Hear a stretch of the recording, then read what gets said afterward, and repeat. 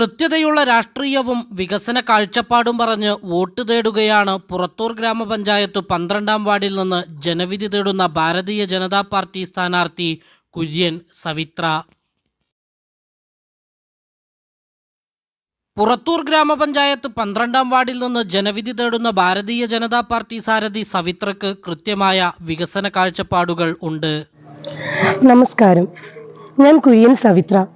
ഈ വരുന്ന തദ്ദേശ സ്വയംഭരണ തെരഞ്ഞെടുപ്പിൽ പഞ്ചായത്ത് തലത്തിൽ 12-ാം വാർഡിൽ മത്സരിക്കുന്ന സ്ഥാനാർത്ഥിയാണ് ഞാൻ.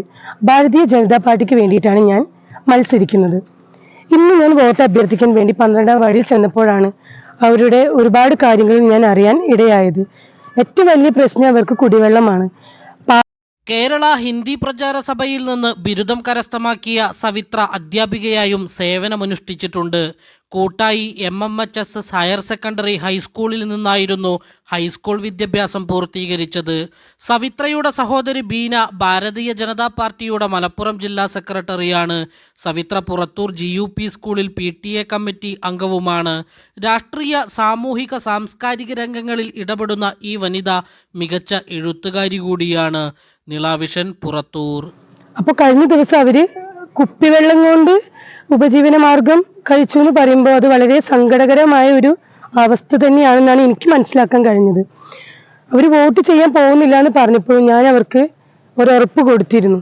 ഞാൻ അധികാരത്തിൽ വന്നാൽ പഞ്ചായത്ത് തലത്തിൽ എനിക്കൊരു അവസരം കിട്ടുകയാണെങ്കിൽ ഏറ്റവും വലിയ പ്രശ്നമായിട്ട് ഞാൻ കണക്കാക്കുന്നത് അതന്നെയായിരിക്കും. ഓരോ വീട്ടിലും ഞാൻ അവരുടെ കൂടെ അവരിൽ ഒരാളായിട്ട് ഞാൻ അവർക്ക് വേണ്ടിയിട്ട് ഞാൻ പ്രവർത്തിക്കും. ആദ്യം നമ്മൾ ജലജീവൻ മിഷൻ എന്നൊരു പദ്ധതി തന്നെയാണ് കൊണ്ടുവരാൻ നിൽക്കുന്നത്. അപ്പം അതിലൂടെ നമ്മൾ ആദ്യം കുടിവെള്ളത്തിന് ആദ്യം ഒരു പരിഹാരം ഉണ്ടാക്കും. പിന്നെ വരുന്നത് നമുക്കൊരു പാലമാണ്. അത് GWLPS എന്ന് പറഞ്ഞ സ്കൂളിൽ ഇന്നും കുട്ടികൾ കുറവാകുന്നതിൻ്റെ ഏറ്റവും പ്രധാന കാരണം ആ ഒരു പാലാണ്. ആ പാലം ഉണ്ടെങ്കിൽ ഇന്ന് ആ സ്കൂളിൽ ഹൈ ലെവലിലായിരിക്കും കുട്ടികൾ ഉണ്ടായിരിക്കുക. ഇന്നും 90-100 കുട്ടികൾ അടങ്ങുന്ന ആ സ്കൂള് ഇപ്പോഴും വിജയം കൈവരിച്ചുകൊണ്ട് തന്നെയാണ് ഇരിക്കുന്നത്. LP തലത്തിൽ കായിക മേഖലയിലായാലും സ്പോർട്സ് തലത്തിലായാലും അവർ ഇന്നും ഒന്നാമതാണ്. അത്രയും കുറച്ച് കുട്ടികൾ ഉണ്ടെങ്കിൽ പോലും അവർ സ്കൂൾ ഒന്നാമതാകുന്നുണ്ട്. പക്ഷെ ഇനി വരുന്ന കാലങ്ങളിൽ പാലില്ലാതായാലും അവരുടെ സ്കൂളിൽ ഒരു വികസനം ഉണ്ടാവില്ല എന്ന് 100% ഞങ്ങൾ ഈ നാട്ടുകാർ മൊത്തം പറയുന്ന ഒരു കാര്യം തന്നെയാണ്. പക്ഷെ അതിൽ നിന്നൊക്കെ ഒരു മോചനം കിട്ടണമെങ്കിൽ അടുത്തതായി ഞാൻ തയ്യാറാക്കുന്നത് ആ പാലത്തിന്റെ ഒരു കാരണം തന്നെ ആയിരിക്കും. പാലം അവിടെ സെറ്റ് ആക്കാൻ അതിൽ ഞാൻ കഠിന പ്രയത്നം തന്നെ ഞാൻ കൊണ്ടുവരും. എൻ്റെ മക്കൾ ഒരുപാട് അത് അനുഭവിച്ചതാണ്. വെള്ളത്തിലൂടെ നീന്തി കടന്നിട്ടാണ് അവരെന്ത് ചെയ്യുന്നത്, സ്കൂളിലേക്ക് ഇപ്പോഴും കുട്ടികളെ കൊണ്ടു ചെന്നാക്കുന്നത്. അപ്പോൾ നിങ്ങൾ എന്നെ വിജയിപ്പിച്ചാൽ മാത്രമേ എനിക്ക് ഈ കാര്യങ്ങളൊക്കെ നമ്മുടെ വാർഡിൽ ചെയ്യാൻ പറ്റുള്ളൂ.